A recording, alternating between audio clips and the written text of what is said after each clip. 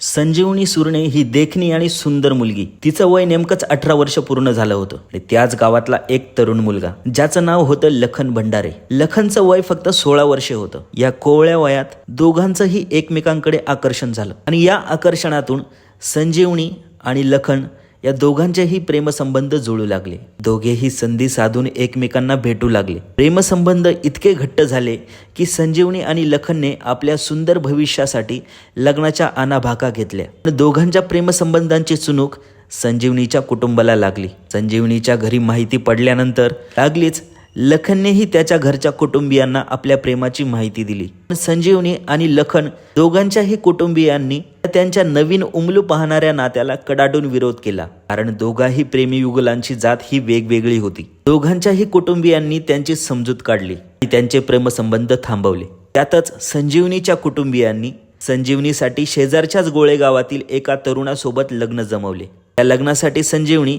जबरदस्तीने का होईना पण तयार झाली. पण लग्नानंतर संजीवनीच्या मनात लखनबाबत तेच आकर्षण आणि तेच प्रेम अजूनही जिवंत होतं. लग्नाची 1 वर्ष पूर्ण होईपर्यंत संजीवनी त्याला अनेकदा भेटली. त्यांची ही लपून छपून भेटण्याची सवय एक दिवस त्यांचा घात करेल याची कल्पना त्यांना दोघांनाही नव्हती. 25 ऑगस्टचा तो दिवस.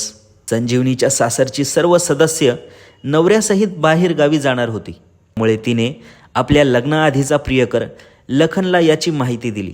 नवरा आणि सासरची लोक यायला खूप उशीर होणार होता, म्हणून तिने लखनला आपल्या घरीच बोलावून घेतलं. संजीवनी आणि लखन यांना कल्पनाही नव्हती की ही त्यांची शेवटची भेट असणार होती. अचानक उशिरा येणारे संजीवनीच्या घरचे त्या दिवशी लवकरच घरी आले. संजीवनीच्या नवऱ्याला जे दिसलं त्यामुळे त्याच्या आणि त्याच्या घरच्यांच्या तळाची आग मस्तकात गेली. कोणत्याही नवऱ्याने आपली बायको कुणी दुसऱ्यासोबत जर आक्षेपार्ह अवस्थेत पाहिली तर त्याला धक्का बसल्याशिवाय राहणार नाही. संजीवनीला अशा अवस्थेत तिच्या नवऱ्याने पाहिल्यावर संजीवनी आणि तिचा प्रियकर लखन एकदमच धांदावले. अर्धनग्न अवस्थेतच पळण्याचा प्रयत्न करत होते. पण संजीवनीच्या नवऱ्याने आणि घरच्या लोकांनी दोघांनाही त्याच अवस्थेत पकडून एका दोरीने बांधून ठेवलं आणि संजीवनीच्या नवऱ्याने तिच्या वडिलांना कॉल करून लवकर गोळेगावात यायला सांगितलं. संजीवनीचे वडील मारुती सुरणे यांना काहीतरी विपरीत घडलंय असं आपल्या रागावलेल्या जावयाच्या आवाजातून जाणवलं. त्यांनी आपले वडील आणि भाऊ यांना सोबत घेऊन लगेच गोळेगाव गाठले. गोळेगावात पोहोचताच आपल्या मुलीने केलेल्या कृत्याने संजीवनीच्या वडिलांना प्रचंड अपमानाला सामोरं जावं लागलं. संजीवनीच्या नवऱ्याने आत्ताच्या आत्ता या दोघांनाही तुमच्या गावी घेऊन जा असं सांगितलं. संजीवनीच्या वडिलांना आपल्या मुलीच्या विवाहबाह्य संबंधामुळे प्रचंड अपमानित आणि संजीवनीच्या सासरच्या लोकांच्या जाबाला सामोरं जावं लागलं.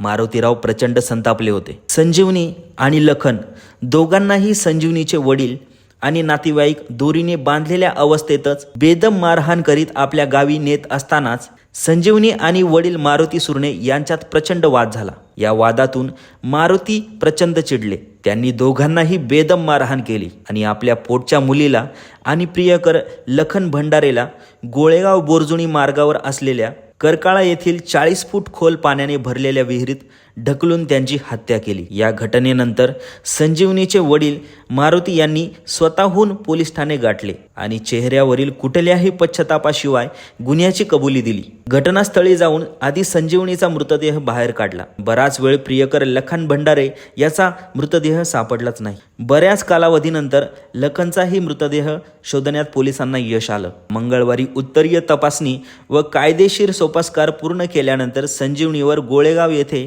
तर लखन भंडारे याच्यावर बोरवणी येथे अंत्यसंस्कार करण्यात आले. या प्रकरणात पोलिसांनी संजीवनीचे वडील मारुती सुरणे, आजोबा लक्ष्मण सुरणे आणि काका माधव सुरणे यांना ताब्यात घेतलं. आता मित्रांनो, हा गुन्हा घडण्यामागे नेमकं चूक कुणाची होती?